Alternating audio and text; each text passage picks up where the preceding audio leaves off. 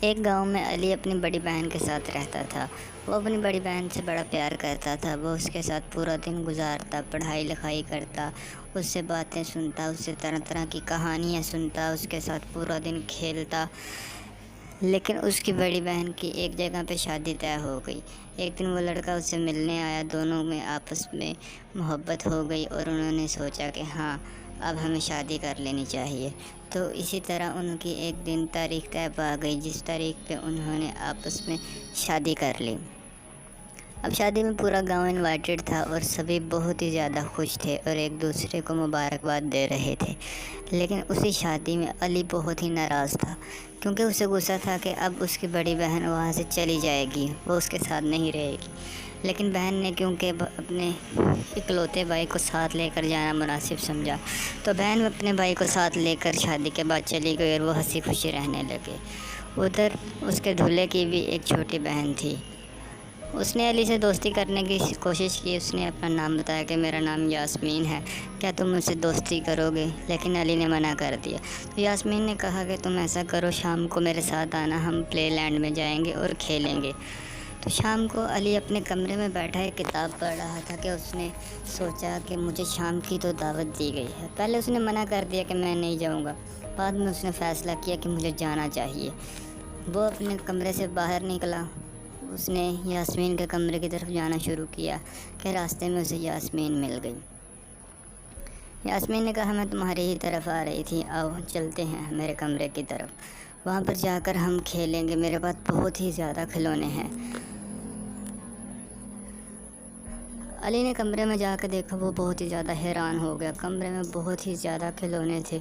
وہ بہت ہی زیادہ خوش ہوا، حیران ہو کر کہنے لگا کہ کیا واقعی یہ سارے تمہارے کھلونے ہیں؟ جس میں یاسمین نے کہا کہ ہاں میرے پاس یہ بھی ہیں اور بھی بہت ہی زیادہ کھلونے ہیں۔ علی حیران ہو گیا کہ واقعی تم تو بہت اچھی ہو، کیا میں کھیل سکتا ہوں؟ یاسمین نے کہا ہاں تم آؤ، ہم دونوں مل کر ان سبھی کھلونوں کے ساتھ کھیلتے ہیں۔ تو وہ آپس میں بیٹھ کے ان کھلونوں سے کھیلنا شروع کر دیا۔ تو اتنے میں علی کہتا ہے کہ کیوں نہ ہم ایسا کریں کہ ہم ایک شہر بناتے ہیں ان سبھی کھلونوں کے ساتھ، جو تمہارے پاس کھلونے ہیں، تمہارے پاس فوجی ہیں، درخت ہیں، سبھی کو ملا کر ہم ایک ایسا شہر بناتے ہیں جس میں ہم کھیلا کریں گے۔ لڑکی کو آئیڈیا پسند آیا، دونوں نے مل کر ایک شہر بنانا شروع کر دیا۔ وہ پوری رات محنت کرتے رہے، پوری رات میں لگا کے انہوں نے ایک شہر بنا دیا۔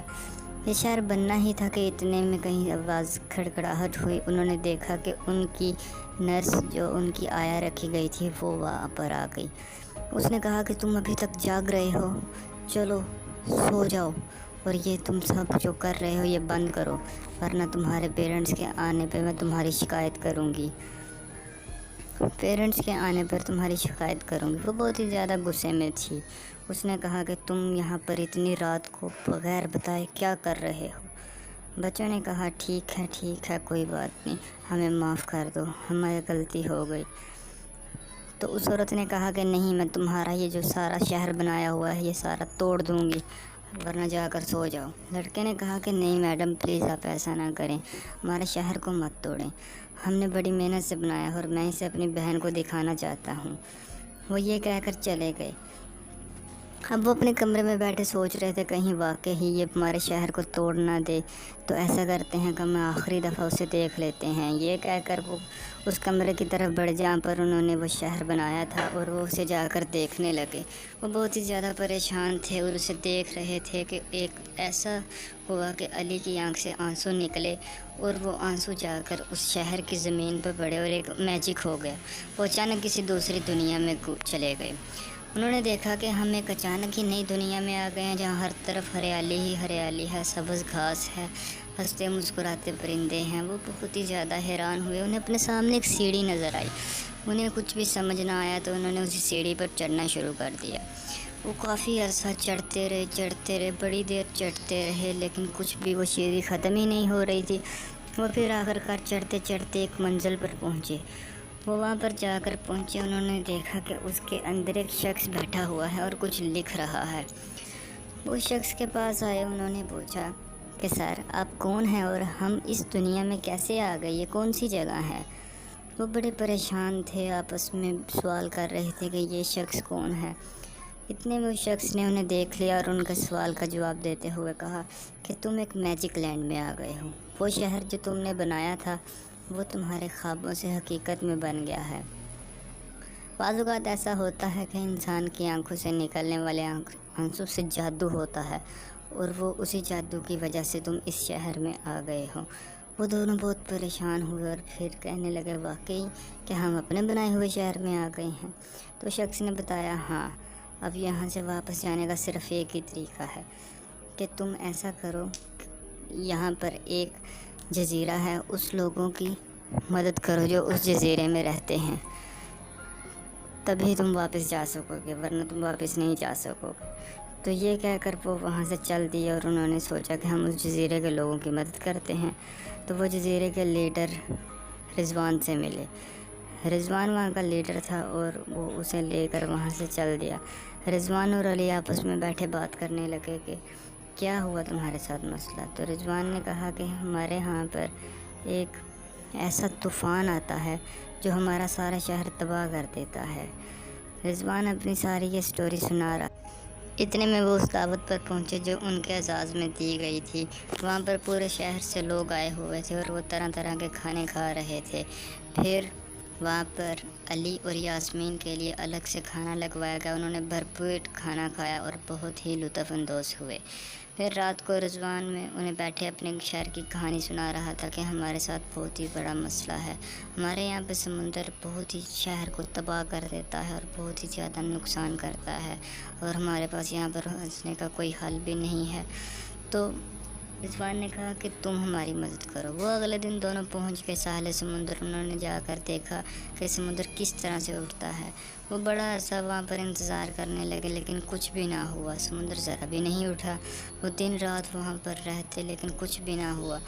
پھر علی نے سوچا کہ میں رضوان اور ان بابا جی سے بات کرتا ہوں کہ ہم ایسا کرتے ہیں کہ ہم اس شہر کو چھوڑ کر کسی دوسرے شہر چلے جاتے ہیں۔ تو اس لڑکی نے کہا کہ یاسمین نے کہ واہ، تم نے بہت اچھا آئیڈیا دیا ہے۔ یہ سوچ کر انہوں نے ایک بڑی بوٹ بنائی۔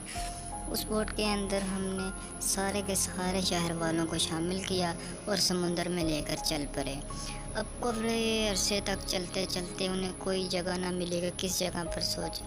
تو یاسمین نے کہا کہ علی تم بتا ہی نہیں رہے ہم کہاں جا رہے ہیں، تو سوچو کہ ہم کہاں جائیں، کس جگہ، کیونکہ یہاں پر تو جانور پرندے پودے سب ہیں، وہ نہیں رہ سکتے۔